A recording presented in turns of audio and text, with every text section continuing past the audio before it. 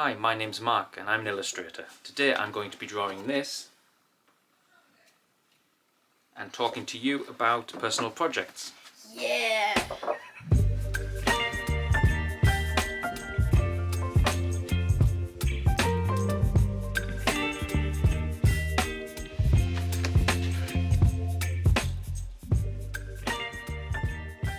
Now this illustration I'm doing here is a visual development piece for a story I'm working on.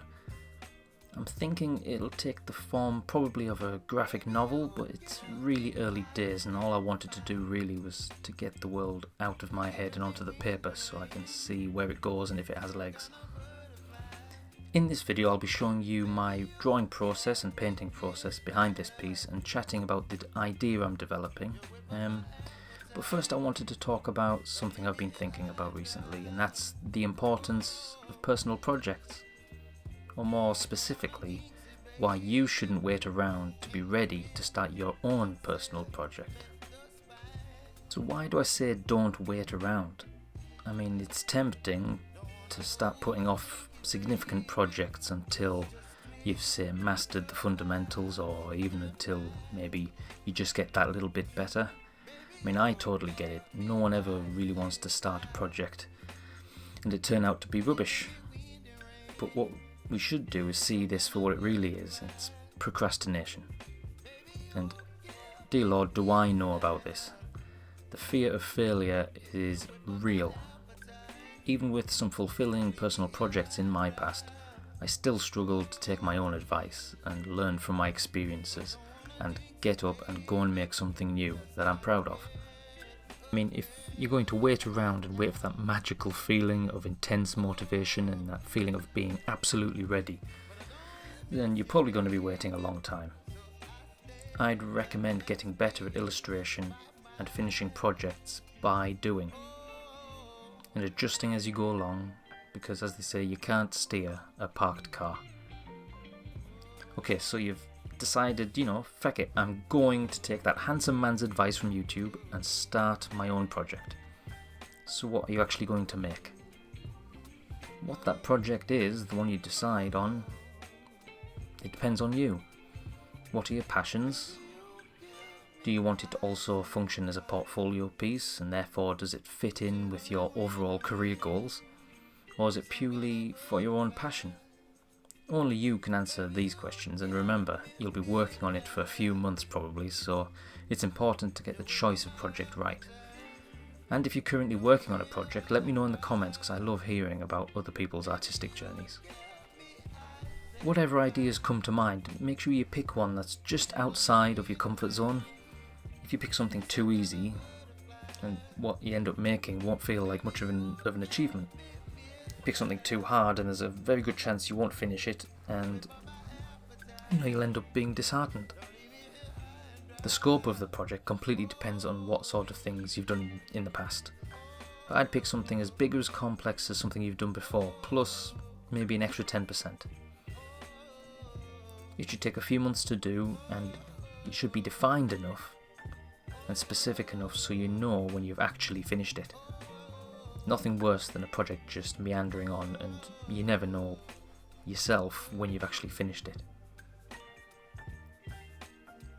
Set parameters and a definition for success right at the beginning. For example, say, I want to make a 32-page kids comic in the next 3 months. Or I want to illustrate 15 key moments from Alice in Wonderland and present them as a series in my portfolio within 5 months, say. This will help you keep you focused and stop the project from wandering off. But why is doing a personal project that you're passionate about even important? Let me tell you a story of how it worked for me. About 4 years ago, give or take, I started illustrating a 64-page graphic novel. It was written by my best friend, and it was easily the biggest project I'd ever worked on. We'd had a few smaller comics before, but this was much, much bigger. I mean, we'd made a tiny A5 16-page comic. It was rough as hell, but we got it done. Then came a more ambitious A4-sized 32-page comic the year after that we actually took to a convention, and it did quite well. People actually went quite bananas for it. It was really surreal. We weren't expecting it, but it gave us a massive, massive boost. The graphic novel we made was actually much, much harder. It had twice as many pages, it was perfectly bound, and it had a much more ambitious story. It took, I'd say, 6 to 9 months for us to make. We got a couple of hundred printed, and we tabled at the Thought Bubble Comic Festival in Leeds, and it was absolutely crazy. We sold out almost straight away. I learned so many new skills. I mean, how to tell a story on the page, how to keep characters consistent-ish from page to page, how to colour and letter better, and how to format a book, a perfect bound book with a spine, ready for print. How to interact with people, asking about the book face to face, how to sell it, how to get the stall ready, how to get the banner organised. It was absolutely crazy. But if I hadn't done this, if I hadn't done all of this, I may well have just made a handful of generic portfolio pieces that 6 months down the line I didn't like. Now don't get me wrong, making dedicated portfolio work is really, really important. And personal projects don't replace this at all. But passion projects do something a portfolio illustration can never do. It gives you an overwhelming sense of pride and accomplishment when you finish it, especially if it's something printed that you can hold in your hands and sell. Even though, as I look back in the art inside the book, I could definitely do better now, it doesn't really matter. It was the project and the product we made that matters.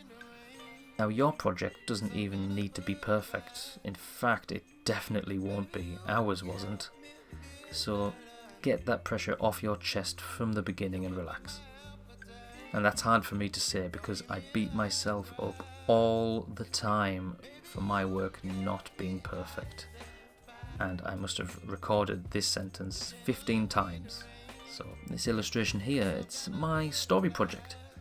I mean, I've been wanting to start work on another narrative illustration project for quite a long time now, but couldn't really find the right idea. But the other night, I was laid in bed and an image popped into my head. The image of a bustling town filled with trams and tall, crooked buildings and noise. It was really captivating to me, and it strangely took the form of an illustration in my head. And I couldn't get to sleep at all that night because I was pondering the characters that would fill this imaginary world. I got images of magic, dark humour, evil conspiracy, and a really vivid image of a cat who was also a wizard. Maybe it was sleep deprivation, but I really couldn't shake it.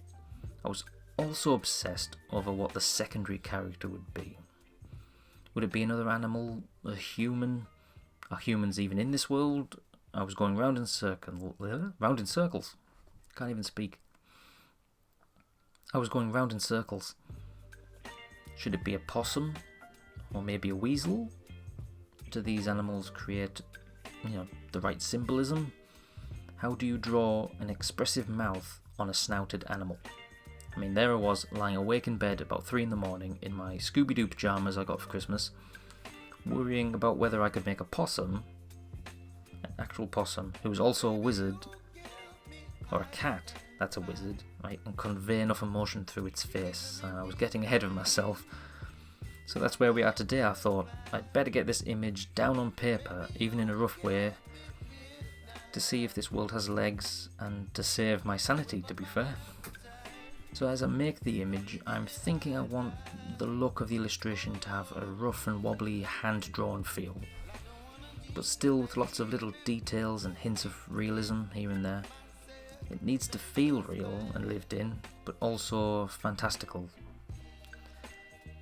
If I push the project forward, I'll most likely use digital colouring in Photoshop. It's where I'm most comfortable and I can get more consistent results and tweak things easy. But it's great sometimes to get the traditional tactile illustration down while the ideas are still floating around in my head. Soon I also want to get some of those characters I was talking about done. So I'm really excited about doing some actual writing of my own. I've not really ever done that before. I mean, it's that extra 10% in the project that I was talking about earlier. Doing what I know I can do, plus that little bit more. Writing is definitely out of my comfort zone, but that bit of discomfort, that's probably where we grow as artists. But anyway guys, that's going to be it for this video, and let me know if you have any questions down in the comments, or if you'd like me to carry on with this project and follow me along in the making of it. Also, let me know if you started or thinking of starting your own project, because I'd love to hear about them. But also, if the fears I was talking about at the beginning of the video resonated with you, I'd like to know that too, because I think it's important for other artists to hear that we all do struggle and that we're not alone. Okay, thanks again for watching guys, and I'll see you next time.